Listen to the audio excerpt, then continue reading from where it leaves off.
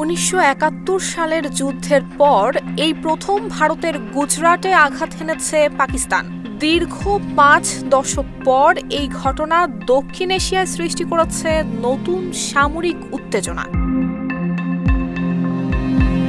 ভারতীয় সংবাদ মাধ্যম আউটলুক বিজনেস জানিয়েছে, টানা দ্বিতীয় রাতেও ভারতের অভ্যন্তরে ড্রোন হামলার চেষ্টা চালিয়েছে পাকিস্তান। প্রতিরক্ষা সূত্র বলছে, 9 মে রাতের ওই অভিযানে জম্মু এবং কাশ্মীর থেকে শুরু করে গুজরাট পর্যন্ত অন্তত 26টি স্থানে হামলার পরিকল্পনা ছিল।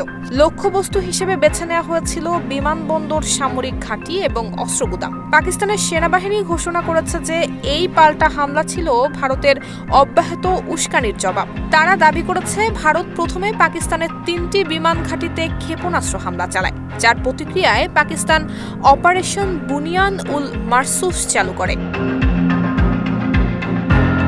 পাকিস্তানের পক্ষ থেকে বলা হয়েছে, এই অভিযানে ফাতেহ 1 নামে মাঝারি পাল্লার ক্ষেপণাস্ত্র ব্যবহৃত হয়েছে, যা ভারতের গুজরাট, পাঞ্জাব, রাজস্থান এবং ভারত শাসিত কাশ্মীরের বিভিন্ন সামরিক স্থাপনায় আঘাত এনেছে।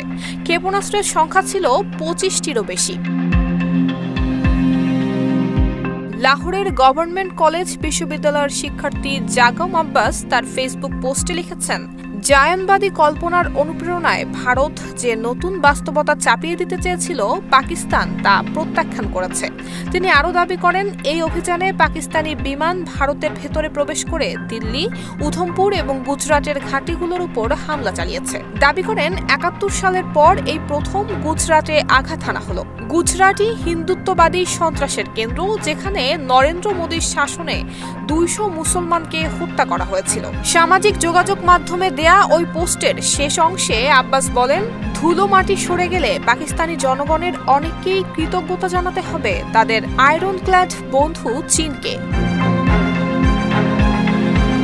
এদিকে পাকিস্তানের সামরিক বাহিনী সামাজিক মাধ্যমে একটি ভিডিও প্রকাশ করেছে, যেখানে মোবাইল লঞ্চার থেকে ক্ষেপণাস্ত্র নিক্ষেপের দৃশ্য দেখা গেছে। পাল্টা প্রতিক্রিয়া জানিয়েছে ভারতের প্রতিরক্ষা বাহিনী।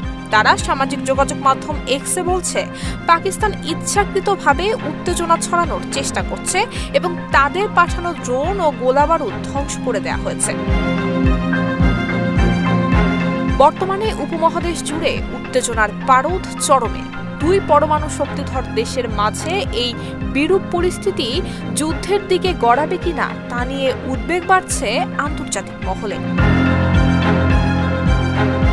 নুসরাত জাহান মেহেক, ঢাকা পোস্ট।